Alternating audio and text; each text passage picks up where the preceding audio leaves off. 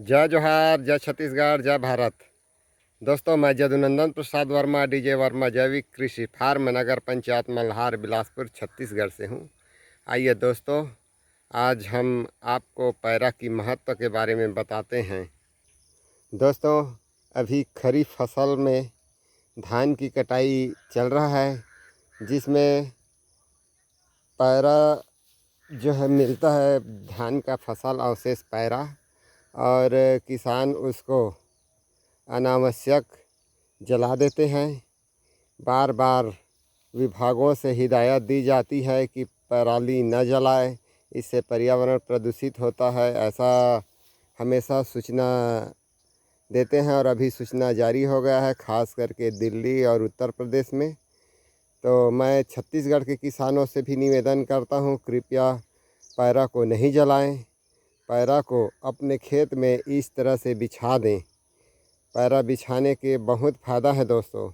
ऐसे आप लोग आपने देखे होंगे, आपके खेत में बहुत सारे खरपतवार उगते हैं। तो क्यों उगते हैं दोस्तों खरपतवार, आपको पता है? खरपतवार जो उगते हैं ना दोस्तों, उससे ज़मीन अपने आप को खरपतवार उगाकर ढक देती है।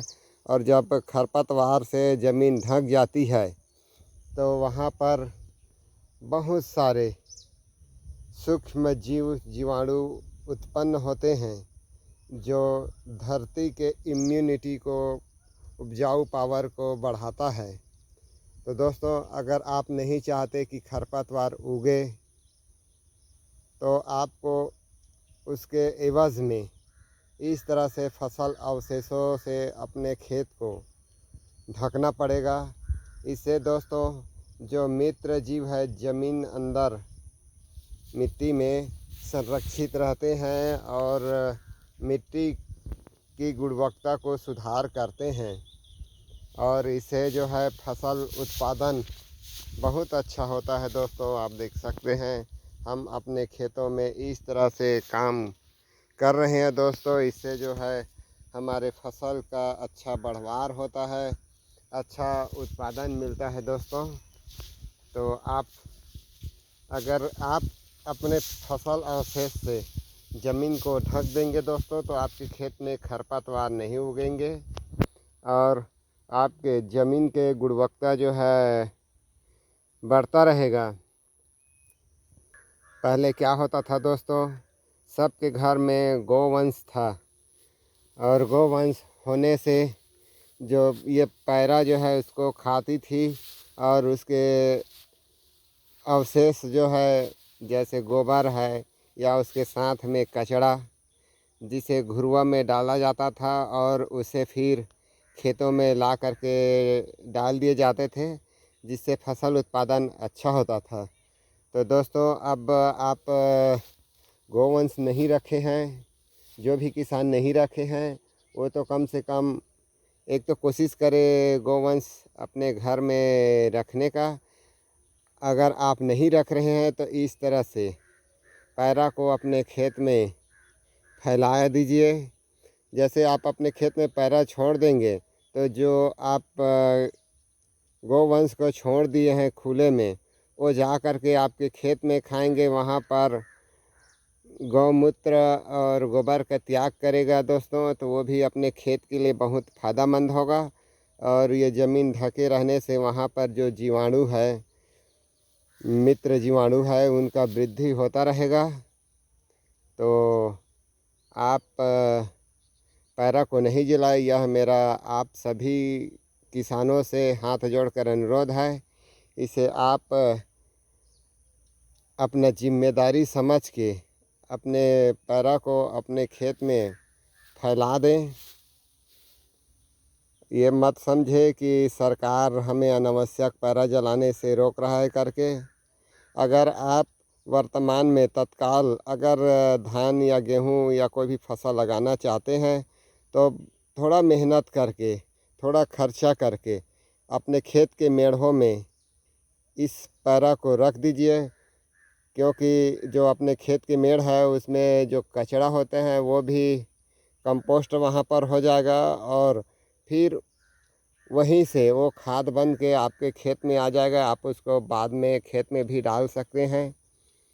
तो आप इनके महत्व को समझिए। आप इससे ही समझिए कि हमारा मृदा जो है अपने आप को क्यों ढकता है खरपतवार उगाकर।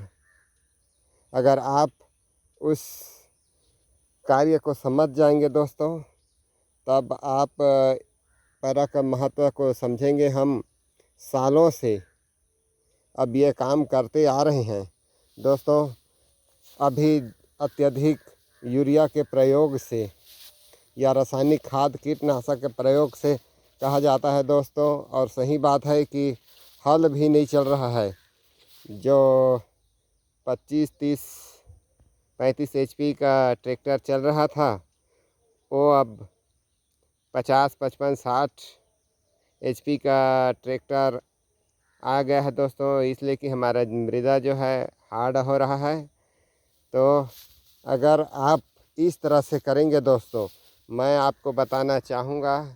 देखिए, मैं यहाँ केवल मिट्टी को हटाए हुए ये 20 फीट में हटाए नहीं। आप देख सकते हैं इतना गहरा यहाँ पर मैं मिट्टी नहीं चढ़ाया हूँ, लेकिन कम से कम 6 इंच गहरा जोताई हुआ है, वो भी 7.5 HP के पावर वीडर से।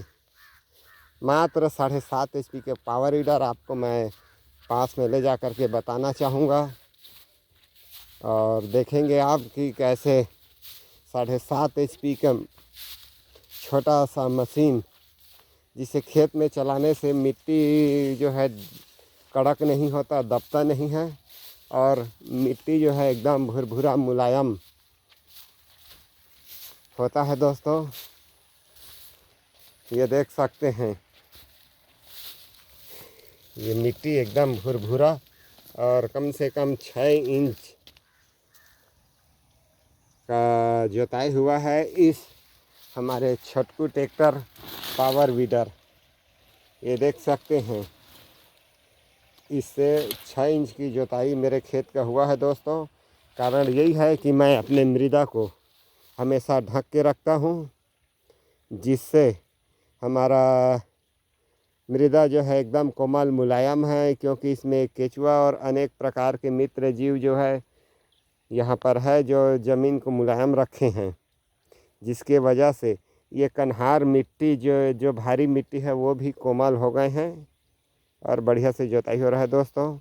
तो आपसे पुनः मैं निवेदन करना चाहता हूँ, आप फसल अवशेष को खेत से बाहर न ले जाएं। अगर ले जाते हैं तो केवल पशुधन के लिए ले जाएं या कोई भी ज़रूरी काम के लिए, लेकिन जलाए तो कभी नहीं।